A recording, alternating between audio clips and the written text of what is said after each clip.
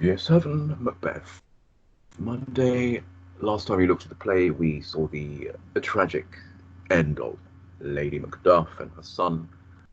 It's implied that she and Lady Macbeth knew each other or were close, and Lady Macbeth refers to that death and other incidences in this upcoming scene, a scene in which we see the mental decline of Lady Macbeth. So let's do some revision first. An epithet. Do you remember what an epithet is?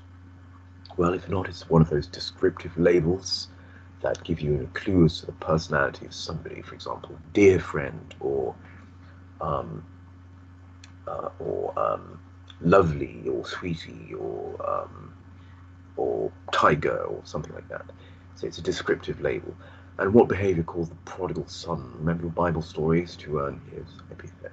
So what did the prodigal son do with the money that he asked his father for, his inheritance? Did he save it or spend it? Well, prodigal means to spend recklessly. So what behavior did you think earned the prodigal son his name, prodigal son? Mar then, what does Mar mean? Because Lady Macbeth refers to it later. I'm going to hesitate, I'm afraid, when I say those two names. Uh, Mar then means spoil, damage. Takes its word, it takes its origins from, it has its origins in the Middle English Merrin. You might have heard of the Elephant Man, John Merrick, which I reckon is inspired by the word Merrin. The Elephant Man has a disfigured face. So how did Macbeth mar the banquet he had? Remember, this is where Banquo's ghost appeared. Do you remember how did Macbeth behave? Which behavior which caused the guests to be dismissed early? And what's one epithet you'd give to Lady Macbeth? Remember, she's quite a dynamic character. She's evolved from the time she read Macbeth's letter, sharing the good news with her and the information from the witches. What's one epithet you'd give to Lady Macbeth? Choose any point in the play, any point that you remember. So today we're going to look at Act 5. Yes, Act 5, final act, Scene 1. Understand the limitations of medicine in Shakespeare's time, so we're going to touch on history, a bit of context, and evaluate Lady Macbeth's character development. Now that is also Wednesday's task. So let's talk about medicine then. It was a time of superstition, old beliefs. We looked at a charm a couple of weeks ago where women would mix herbs and bits of animal and flowers together to create medicine because doctors simply couldn't explain some health problems. Today, we're looking at psychiatric problems. Um, as far as mental health goes, people thought that if you were unbalanced, you had a misalignment of what was known as the humours. These are four liquids, it says here, within you, even though one of them is actually air. And the humours doesn't mean anything to do with jokes. They were simply words for liquids. There was air, something called choler, blood, and phlegm. You've heard of the words phlegmatic, you've heard of the words melancholic, you've heard of the word sanguine. So sang is spelled S-A-N-G, is blood in French. So sanguine takes its name from this idea of humours. Um, if you had too much blood in you, it would be drained with either leeches or you'd be taken to, which would be provided by barbers. And the red and white pole you may see outside your barber has its origins in this ancient practice of removing blood and staining the place with red. So, little understanding of mental illness. Shakespeare is quite accurate at describing symptoms that have only been diagnosed recently. 8 questions then for you today. I'm going to show you them now. I'm going to read them to you now before we look at the scene. Then I'll show you them again after the video summary.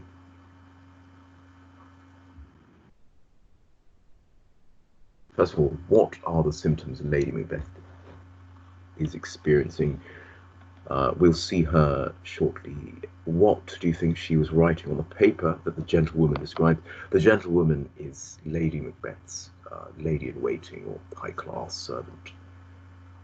Why is Lady Macbeth washing her hands? It's a symbolic act. Why do you think she always wants a light beside her? Why does the doctor think she's the divine, which means the help of God more than his own help, the doctor's own help? What do you notice about the form and structure of Lady Macbeth's speeches? Form and structure, does it rhyme?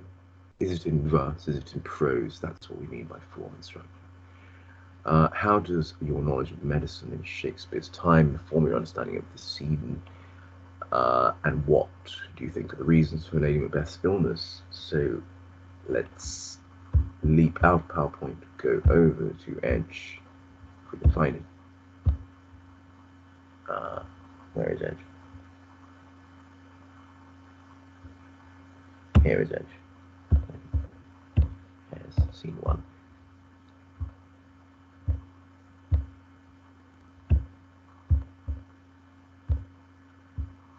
Okay, here we are, welcome back. So let's go up to the top of the scene. It's Lady Macbeth, Doctor, and Gentlewoman. So the Doctor and Gentlewoman discuss their concerns. The Doctor, or the Gentlewoman, says that he has been walking around at night, taking paper, writing upon it, reading it, and put it away, going back to bed. While in sleepwalking, the Doctor reports his concerns. He says he's baffled by it. Then Lady Macbeth enters with a taper, a candle. And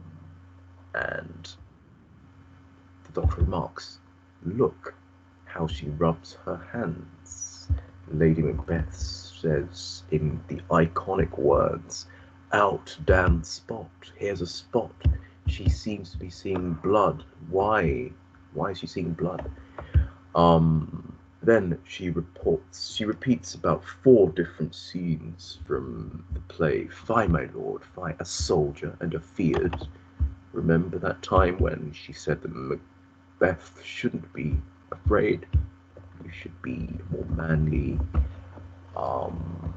She said, the Doctor says, then Lady Macbeth says, I should say, "The Thane of Fife had a wife. Where is she now? Where is Macduff's wife now?" She's upset about that as well. There was an early sign of Lady Macbeth's vulnerability when she said that she would have killed King Duncan, but he happened to remind her of her own father. So now she's troubled. Who would have thought the old man would have had so much blood in him? She also fainted, actually, after the death was revealed. Is Lady Macbeth the cold, calculating woman we saw before? No, not really. She's becoming very anxious, very unstable. She complains about the smell of blood, the sight of blood that isn't actually in the room. She is delusional. She's seeing things. A couple of others eventually refers to: "Wash your hands, put on your nightgown, remember, hide the daggers." That assertiveness she used to have has deserted her, but she's still reminiscing. She's still cycling through these memories in her troubled state. She speaks of Banquo, and she also speaks about the knocking that caused them so much alarm when Macduff. And then she goes to bed, exits, leaving the Doctor and Gentlewoman to say that there are rumours around, foul whisperings are abroad. Unnatural deeds do breed unnatural troubles. So Lady Macbeth has effectively confessed to what she's done by referring to those 5 scenes. I'll ask you more about those on Wednesday, but today we need you to answer those 8 questions. Let me go back into PowerPoint now, make sure the audio is switched on. I'll just show you the 8 questions here. I won't read them again. But pause the video if you need more time. Look forward to seeing the answers to those if you want to send them in. And I will just leave you with a summary of. I can find it.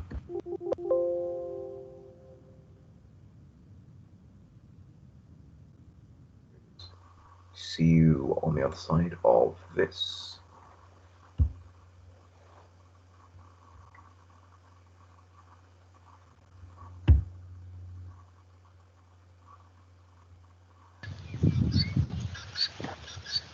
Students, welcome to the heat.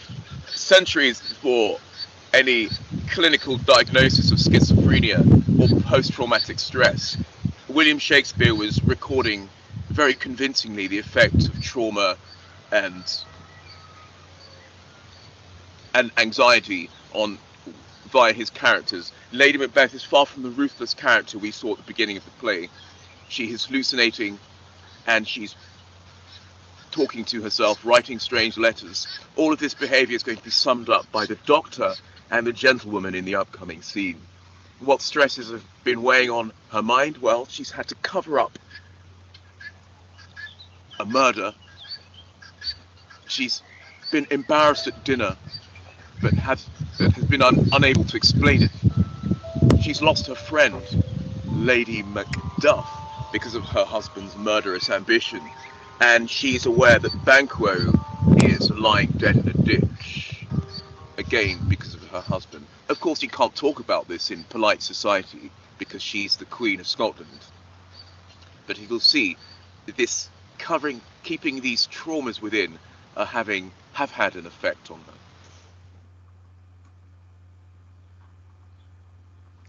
When was it she last walked?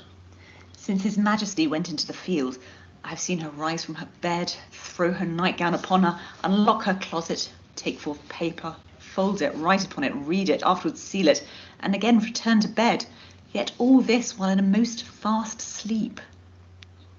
Lo you, here she comes. This is her very guise, and upon my life fast asleep. Observe her, stand close. You see, her eyes are open. Aye, but their senses shut. What is it she does now? Look how she rubs her hands. It is an accustomed action with her, to seem thus washing her hands. I've known her continue in this a quarter of an hour. Out, damn spot, out, I say. 1, 2, why then, 'tis time to do't.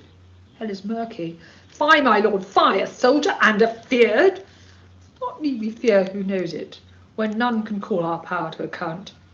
Yet who would have thought the old man to have so much blood in him? Do you mark that? The Thane of Fife had a wife. Where is she now? What, will these hands ne'er be clean? No more of that, my lord, no more of that. You mar all with this starting. Go to. You have known what you should not. She has spoken what she should not. I'm sure of that. Heaven knows what she has known. Here's the smell of the blood still. All the perfumes of Arabia will not sweeten this little hand. Oh, oh, oh. This disease is beyond my practice. Yet I have known those which have walked in their sleep, who have died holily in their beds. Wash your hands, put on your nightgown, look not so pale. I tell you yet again, Banquo's buried. He cannot come out onto the grave. Even so? To bed, there's knocking at the gate. Come, give me your hand. What's done cannot be undone. To bed. Will she go now to bed? Directly. Foul whisperings are abroad. Unnatural deeds do breed unnatural troubles. Infected minds to their deaf pillows will discharge their secrets. More needs she the divine than the physician. God forgive us all. Good night, good doctor.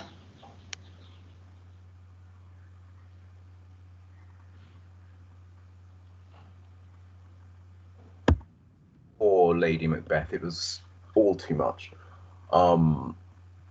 Mar, then, what are two events that have marred Lady Macbeth's mental health? She refers to about 5, name 2 at least, and I will talk to you soon.